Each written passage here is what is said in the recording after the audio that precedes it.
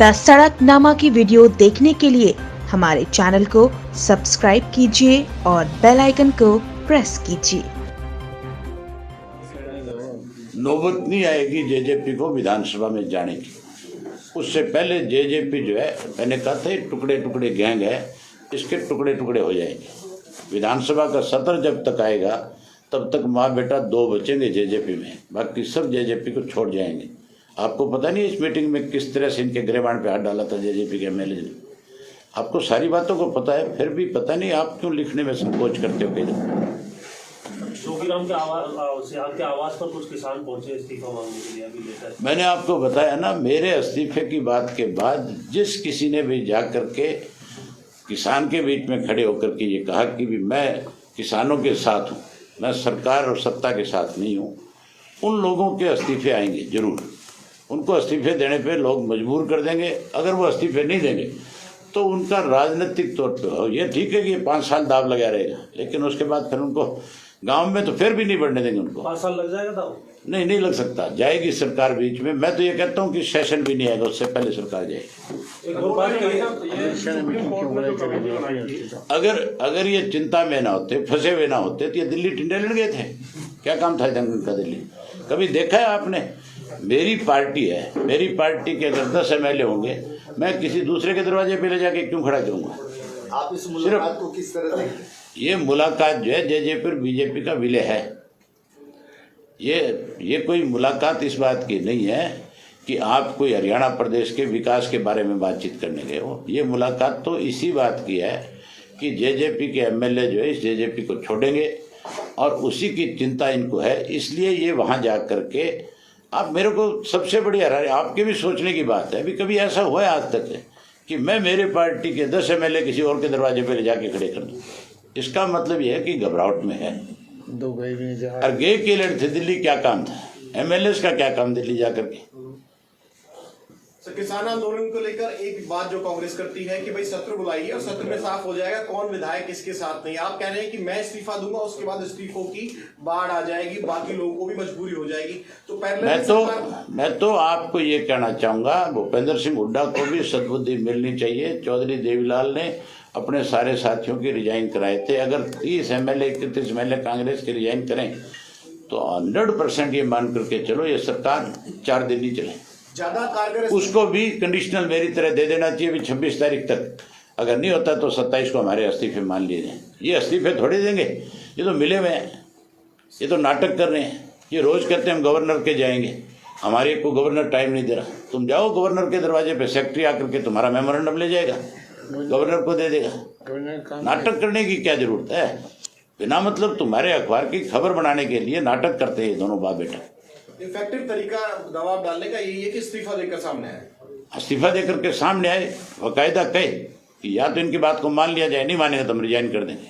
Sir, जो अविश्वास प्रस्ताव की बात कह रहे हैं हुड्डा, उसमें अगर आप विधायक रहते हैं तो आपका वोट भी काफी महत्वपूर्ण रहेगा विधानसभा में और बाकियों का भी। उससे अरे अविश्वास प्रस्ताव की बात कर रहे हो आप? जब अविश्वास प्रस्ताव पे चर्चा होनी थी तब ये कांग्रेसी कहाँ मर गए थे? तब क्यों छोड़ करके भागे वहां से? तब तो ये छोड़ के भाग गया। मेरे वाले इस्तीफे से इनको पता है तुम्हारे मरोड़े चढ़ा देंगे लोग, इनके चूड़ियां कसी जाएगी थोड़े दिन में। इनको इस बात का पता है कि तुम्हारे से भी इस्तीफे मांगे जाएंगे, फिर क्या करोगे तुम? ये तो अपना बचाव करने के लिए इस किस्म की बात आपके सामने रख रहे हैं। ये कांग्रेसी जो है इन बीजेपी वालों के भी बाप हैं, बेटे नहीं हैं। अच्छा भाई साहब, ये सुप्रीम कोर्ट ने जो कमेटी बनाई थी उसके एक मेंबर ने आज रिजाइन कर दिया कि मैं इस कमेटी में नहीं हूँ, भूपेंद्र मान ने। तो क्या लग रहा है कि अब ये कमेटी में भी मतलब जो है लोग पीछे हट रहे हैं? देखो, हम सुप्रीम कोर्ट की जो है सम्मान करते हैं, लेकिन साथ है एक तरफ तो इनका जो एडवोकेट जनरल जो है, अटॉर्नी जनरल जो होता है सेंटर का, वो कोर्ट के अंदर ये कहता है कि भी कोर्ट इस मामले में इंटरवीन ना करें, ये सरकार का किसान का इशू है। दूसरी तरफ वो जाके एफिडेविट देते हैं कि आप एक कमेटी बना दो, और कमेटी के वो सदस्य बनाए गए हैं जो किसान को मंजूरी नहीं है, पहले राय कर चुका है, जो ऑलरेडी पहले से ही इन कानूनों में अपनी तरफ से रिकमेंडेशन दे चुका है, राय नहीं रिकमेंडेशन कर चुका है ऑलरेडी। यहाँ तक भी जोशी ने तो ये भी कहा है कि जो एमएसपी है उसको भी खत्म कर दिया जाए।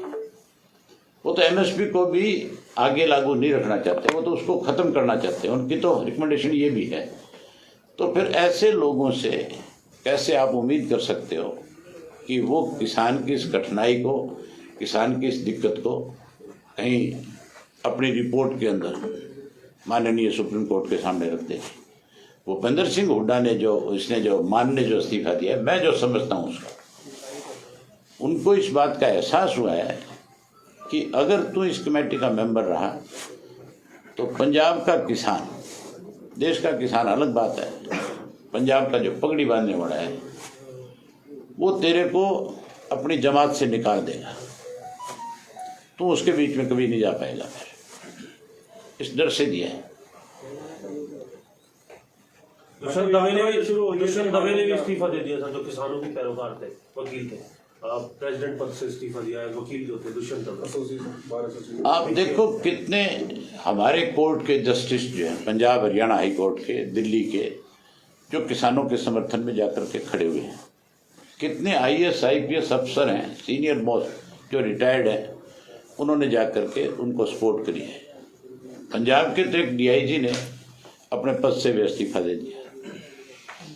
बहुत सारे Punjab Haryana high court bar का जो अध्यक्ष है वो सारी बार को अपने साथ लेकर के गया था और उन्होंने समर्थन दिया। दिल्ली की बार ने समर्थन दिया, सुप्रीम कोर्ट की बार ने समर्थन दिया। उन्होंने कहा कि हम आपके केस जो है मुफ्त में लड़ेंगे, हम आपका एक पैसा खर्च नहीं होने देंगे। अगर ये कानून ठीक होते तो फिर आप ये बताओ इस तरह के लोग सपोर्ट क्यों करते हैं? कभी हो सकता है, पॉसिबल है, जज, रिटायर्ड जज जो है हाई कोर्ट का जस्टिस जो है वो क्यों सपोर्ट करता है?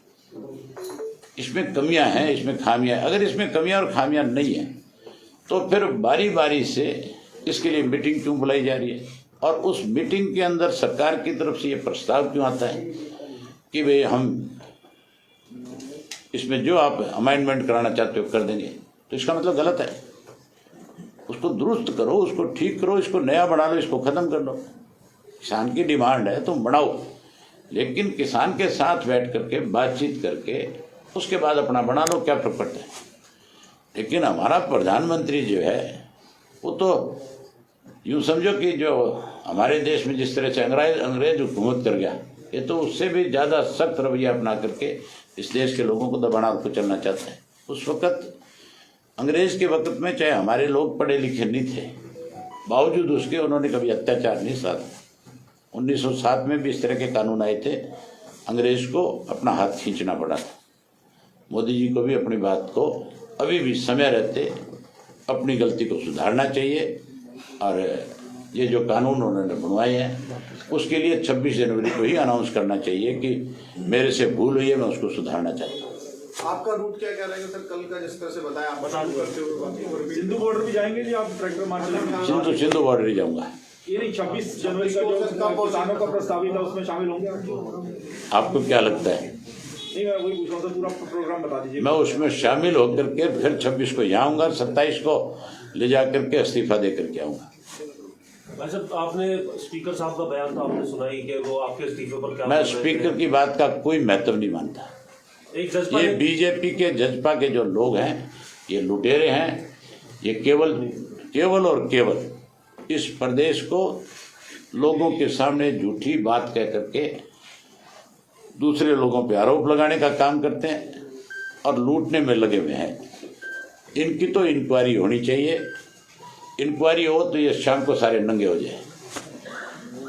ये तो मैं पहले दिन से ये बात कर रहा हूँ कि लुटेरों का गिरोह है जो दोनों हाथों से इस प्रदेश को लूटने में लगा हुआ है।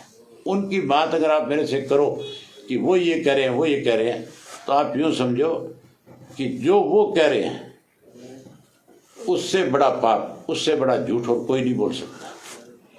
समय आने दो, मैं इन जेजेपी वालों की ऐसी पोल खोलूंगा तुम्हारे सामने, तुम खुद ये कहोगे कि वाकई लुटेरे हैं। ये तो मेरा धन भी लूट के ले गए। मैं रिकॉर्ड के साथ आपके सामने रखूंगा वो सारी बात कि किस तरह से जो ये कहते थे आप लोगों के बीच में कि हमें घर से निकाल दिया, हमें कुछ नहीं दिया, मैं सबूत दिखाऊंगा। ये देखो मेरे अडंगे पे कब्जा करे बैठे हैं, छोड़ नहीं रही है। मैं इनका बैम काटूंगा। ऐसी कुछ आगे चीजें मतलब नहीं आगे नहीं, मैंने पता किया। मेरे जो कोई मकान है, मेरे मकान को आगे किराए पे दे रखा है। मैंने किराएदार से पूछा भाई तू कैसे बैठा यार, मकान तो मेरा है। वो कहता है जी अजय सिंह जी ने किराए पे दे रखा है। मैंने उनको फोन किया, मैं बोला मेरा मकान खाली करो। कहता है सोचेंगे। मैं बोले यार तुम बड़े चौधरी बने हो इस चीज के, तो जब मेरा ही लूट रहे हैं तो बाकियों का छोड़ेंगे कहां से।